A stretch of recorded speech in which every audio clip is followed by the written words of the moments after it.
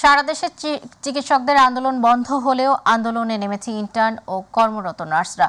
বিভিন্ন দাবি আদায়ে বিক্ষোভ কর্মসূচি পালন করছেন তারা। বরিশাল থেকে জানবো নার্সদের বিক্ষোভের খবর। সেখান থেকে যুক্ত হচ্ছেন প্রতিনিধি পারভেজ রাসেল।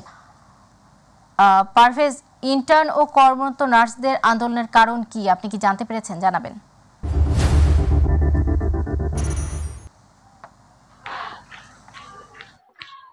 সদাত যেমনটা বলতে চাচ্ছে আসলে রয়েছে যে বরিশাল জানেন যে সরকার পরিবর্তনের পরপরই কিন্তু বিভিন্ন সংগঠন শিক্ষা প্রতিষ্ঠান কিন্তু আন্দোলনে মেতেছে। তারা তাদের অধিকার এবং দাবি আদায়ের লক্ষ্যে তারা রাজপথে থেকে যাচ্ছে। আমি এই মুহূর্তে রয়েছি বরিশাল নগরীর সিএমবি রোডের DWF এবং IACIB নার্সিং ইনস্টিটিউট এর সামনে। এখানে দেখুন যে কয়েক হাজার শিক্ষার্থী তাদের যে এই প্রতিষ্ঠানের যে চেয়ারম্যান রয়েছে বা কর্তৃপক্ষ রয়েছে তাদের যে অনিয়ম রয়েছে সেই অনিয়মের প্রতিবাদে এসব শিক্ষার্থীরা আজ রাজপথে নেমেছে এবং তাদের জোরালো দাবি আদায়ের লক্ষ্যেই তারা তাদের আন্দোলন চালিয়ে যাচ্ছে। তাদের কথা হচ্ছে একটাই যে হোস্টেল তাদেরকে বাধ্যতামূলক করা হচ্ছে, তারা সেটা চাচ্ছে না এবং ইন্টার্নশিপের যে টাকাটা রয়েছে 5,000 টাকা সেটা অবৈধভাবে নেওয়া হচ্ছে।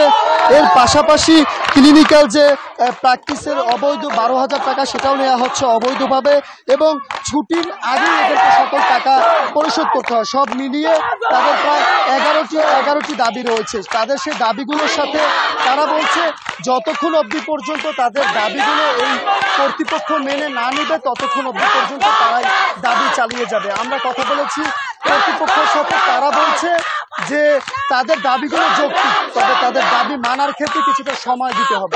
তো আপাতত এই রয়েছে বরিশালের DWD নার্সিং সেন্টারের কাছ থেকে আমার কাছে সবশেষ তথ্য।